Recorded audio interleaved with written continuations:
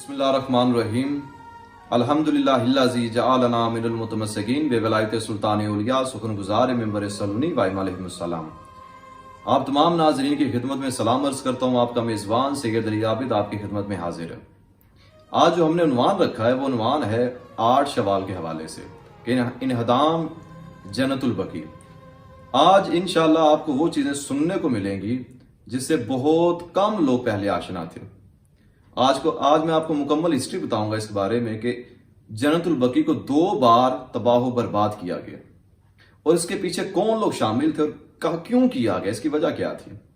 اور یاد رکھیے گا یہ ویڈیو لازمی شیئر کریں تاکہ دوسرے مومنین و مومنات تک یہ بات پہنچے اور تمام مسلمان اس بات سے آشنا ہوں۔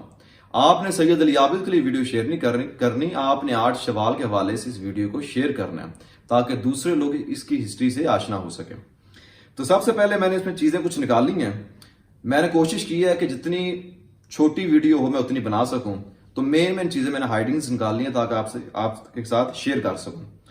جی، آل سعود نے مدینہ منورہ کا محاصرہ کر کے وہاں موجود قبرستان بقیع اور اس پر بنائے گئے مختلف روضوں کو خراب کر دیا۔ ان بارگاہوں میں امام حسن مجتبی، امام سجاد، امام محمد باقر اور امام جعفر صادق علیہ السلام کے مزارات شامل ہیں۔ آل سعود کے ہاتھوں جنت البقیع 2 بار تباہ و برباد ہوئی تھی۔ پہلی بار سن 1220 ہجری میں اور دوسری بار سن 1344 ہجری میں۔ یہ کام انہوں نے مدینہ کے 15 مفتیوں کے فتوے پر عمل کرتے ہوئے انجام دیا، جس میں قبور یعنی قبروں پر بارگاہیں یعنی گنبد بنانے کو بدعت قرار دیا گیا۔ اللہ اکبر۔ ان کی تحریک کو واجب قرار دیا، یعنی انہوں نے کہا کہ 15 مفتیوں نے فتویٰ جاری کر دیا کہ کسی بھی قبر کے اوپر گنبد بنانا جائز نہیں ہے، لہٰذا یہ بدعت ہے، اسے حرام قرار دیا اور اسے ختم کر دیا گیا۔ اب ہوا پھر کیا؟ جب انہوں نے یہ کام کیا تو جنت البقیع کے انہدام پر ایران نے سب سے پہلے ملک ایران نے شدید رد عمل کا اظہار کرتے ہوئے ایک دن سوگ کا اعلان کیا اور سعودی عرب کی تازہ تاسیس حکومت کو تسلیم کرنے میں 3 سال کی تاخیر لگا دی۔ شیعان دیکھیے، جب ایران نے کہا کہ یہ سوگ کا دن ہے، 8 شوال ایرانیوں نے یہ دن رکھا تھا اور ایرانی حکومت نے رکھا تھا، اور یہ سوگ کا دن 8 شوال مخصوص کیا۔ اگر پوری دنیا میں 8 شوال کو یہ سوگ کا دن منایا جاتا ہے۔ پھر ہوا کہ 8 شوال کو یوم انہدام جنت البقیع مناتے ہوئے اس کام کی پرزور مذمت اور سعودی عرب کی موجودہ حکومت سے اس قبرستان کی فی الفور تعمیر کا مطالبہ کرتے ہیں۔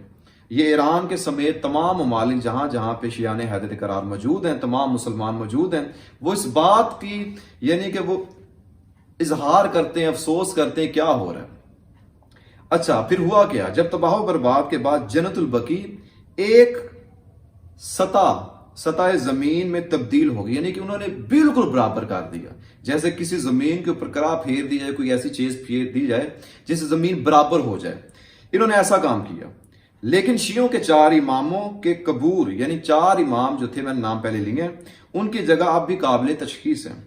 شیعہ علماء اور ایرانی حکومت کی جانب سے آئمہ بقیع پر بارگاہوں کی تعمیر اور جنت البقیع قبرستان کے ارد گرد 4 دیواری کا مطالبہ سعودی عرب کی جانب سے تسلیم کرنے کے باوجود ابھی تک اس پر عمل نہیں کیا گیا۔ جب تمام شیعان حیدر کرار نے اس پر احتجاج کیا، ایرانی حکومت نے احتجاج کیا، تو سعودی عرب کے جو مفتی تھے انہوں نے کہا جی ٹھیک ہے، ہم اس پہ عمل کریں گے، دوبارہ روزے بنائے جائیں گے، لیکن آج تک اس پر عمل نہیں کیا گیا۔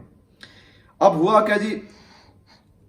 مدینہ کا پہلا اور قدیم اسلامی قبرستان تھا جنت البقیع، اور احادیث کے مطابق حضرت محمد مصطفیٰ صلی اللہ علیہ وآلہ وسلم اس پر خاص توجہ دیتے تھے۔ جنت البقیع شیعوں کے 4 امام اور بہت سارے صحابہ اور تابعین کا محل دفن ہے۔ تباہ و برباد سے پہلے آئمہ بقیع اور دیگر اشخاص کے قبور پر بارگاہیں بنی ہوئی تھیں۔ اب کہتے ہیں تاریخی شواہد کے بنا پر آئمہ بقیع کے مزارات اور بیت الاحزان، یہ دیکھیے بیت الحزن سے بیت الاحزان کہا جاتا ہے، یہ وہ گھر تھا جسے امام علی علیہ السلام نے حضرت فاطمہ الزہرا سلام اللہ علیہا کے لیے بنایا تاکہ وہ وہاں پر اپنے بابا کو یاد کر کے گریا کرتی تھی۔ اور یہ بعض روایات میں کہ یہ بیت الاحزان جو تھا، یہ جو امام علی نے گھر بنایا، یہ بھی جنت البقیع میں موجود تھا، اسے بھی آل سعود نے تباہ و برباد کر دیا۔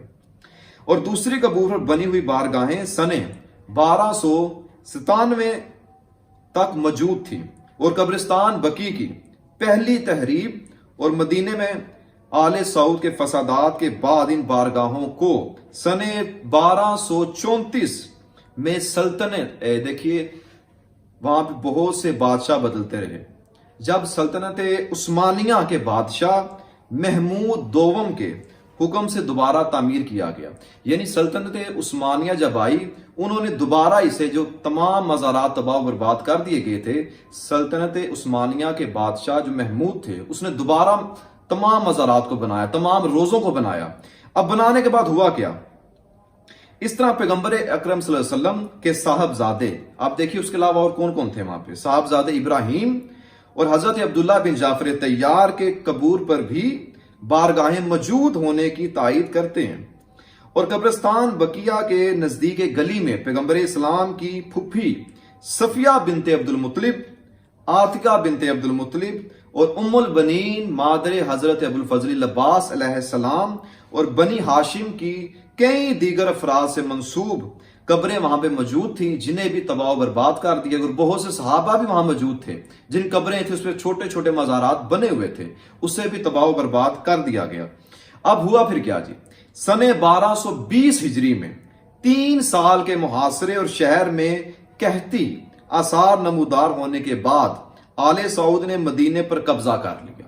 اب 1220 ہجری میں قبضہ کیا گیا، اور کہا جاتا ہے سعود بن عبدالعزیز نے مدینہ پر قابض ہونے کے بعد مسجد نبوی کے خزانوں میں موجود تمام اموال کو ضبط کر لیا، اور اس طرح اس نے کیا کہ تمام بارگاہوں میں، حتیٰ کہ یہاں تک کہ جنت البقیع قبرستان کو اس نے حکم دے دیا، وہ 15 مفتیوں کا فتویٰ دے کر اس نے حکم دی سے تمام قبروں کو ختم کر دیا جائے، جس کا نام و نشان مٹا دیا جائے۔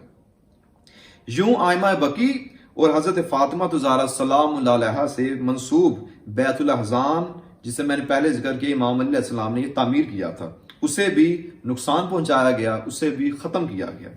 اس واقعے کے بعد سلطنت عثمانیہ نے مدینہ کو آل سعود سے دوبارہ واپس لینے کے لیے مدینہ پر حملہ کیا، اور سن 1227 ہجری میں مدینہ پر دوبارہ وہ قابض ہو گئے۔ یوں سلطنت عثمانیہ کی 30ویں امیر، یعنی دیکھیے پھر وہ ہوا کیا، امیر محمود جو تھے اس نے 1234 ہجری کو قبرستان بقیع میں موجود بارگاہوں کی دوبارہ تعمیر کی، اور جس نے حکم دیا کہ اسے دوبارہ تعمیر کیا جائے، اسے بنایا جائے۔ آل سعود نے ایک دفعہ پھر صفر سن 1344 ہجری قمری میں مدینہ پر حملہ کیا۔ اس حملے میں مسجد نبوی سمیت دیگر مذہبی مقامات کو نقصان پہنچایا۔ اس کے 7 مہینے بعد یعنی رمضان سن 1344 کو شیخ عبداللہ بن بلید، اب عبداللہ بن بلید شخص تھا کون؟ اس کے بارے میں روایت میں یہ آتا ہے، تاریخ میں ملتا ہے کہ مکے کا قاضی تھا، یہ مکے کا رہنے والا تھا اور مکے کا قاضی مشہور تھا۔ اس نے مدینہ کے مفتیوں سے قبور پر بنائی گئی بارگاہوں سے متعلق سوال کر کے ان کی تحریف کا فتویٰ صادر کروایا۔ یعنی یہ شیخ وہ تھا، شیخ عبداللہ بن بلید، اس نے 15 مفتیوں سے فتویٰ لیا تھا، کس کے کہنے پہ؟ آل سعود کے کہنے پر۔ اور جب اس نے فتویٰ لیا اور اس نے یہ فتویٰ جاری کر دیا کہ تمام قبروں کو ختم کیا جائے، یوں 8 شوال سن 1344 ہجری کو جنت البقیع میں موجود تمام بارگاہوں یعنی مکمل طور پر انہیں تباہ و برباد کر دیا گیا۔ پھر ہوا کیا؟ جو آل سعود تھے انہوں نے عبداللہ بن بلید کا شکریہ ادا کیا کہ تم نے بہت اچھا کام کیا، جنہیں ختم کر کے جو فتویٰ تم نے جاری کیے، یہ وہاں کے مفتیوں کا کام تھا۔ لہٰذا آج بھی ہم تمام مسلمان گزارش یہی کرتے ہیں، گزارش بلکہ کیا ہمارا احتجاج ہے 8 شوال کو، کہ آئمہ علیہ السلام کی قبریں جو سی ہیں وہ اچھے روزے بنائے جائیں، تعمیر کیے جائیں، ان پہ روزے ہوں، جس طرح ایران میں، عراق میں، جیسے پیغمبر اسلام۔ دیکھیے بات صرف یہ کہ یہ صرف اور صرف آل سعود کی دشمنی اہل بیت کے ساتھ، اور کوئی نہیں ہے، کیونکہ پیغمبر اسلام حضرت محمد مصطفیٰ صلی اللہ علیہ وآلہ وسلم کا ان کی قبر کے اوپر روزہ موجود ہے، گنبد بنا ہوا ہے، اسے آج تک انہوں نے ختم کرنے کا فتویٰ جاری نہیں کیا۔ کیوں نہیں کیا؟ اگر گنبد بنانا حرام تھا تو اسے ختم کیا جاتا، انہوں نے تمام آئمہ تمام صحابہ کی گنبد کیوں ختم کی ہے؟ جو اہل بیت سے منسوب چیزیں انہیں ختم کیوں کیا؟ صرف اس لیے کیونکہ دشمنان اہل بیت ہیں. اور ہمارا احتجاج یہی ہے، اور آج بھی ہم پوری دنیا میں احتجاج کرتے ہیں 8 شوال کو کہ یہ جنت البقیع کہ جو جتنی قبور ہیں، جتنے آئمہ کی قبریں ہیں، انہیں دوبارہ تعمیر کیا جائے. اور یاد رکھیے گا یہ جو میں نے ہسٹری بیان کی ہے، یہ بہت شارٹ میں نے چیزیں مین چیزیں لے کے آپ کی خدمت میں حاضر ہوا تاکہ آپ اس سے یاد کر سکیں. اور گزارش یہی ہے کہ اس ویڈیو کو شیئر کریں تاکہ دوسرے لوگ اس سے آشنا ہو سکیں. آپ مجھے فالو کر سکتے ہیں، میرے یوٹیوب چینل سید علی عابد کے نام سے موجود ہے. اس کے علاوہ فیس بک پہ پیج موجود ہے سید علی عابد کے نام سے، اور انسٹاگرام پہ بھی آپ مجھے فالو کر سکتے ہیں. والسلام، خدا حافظ.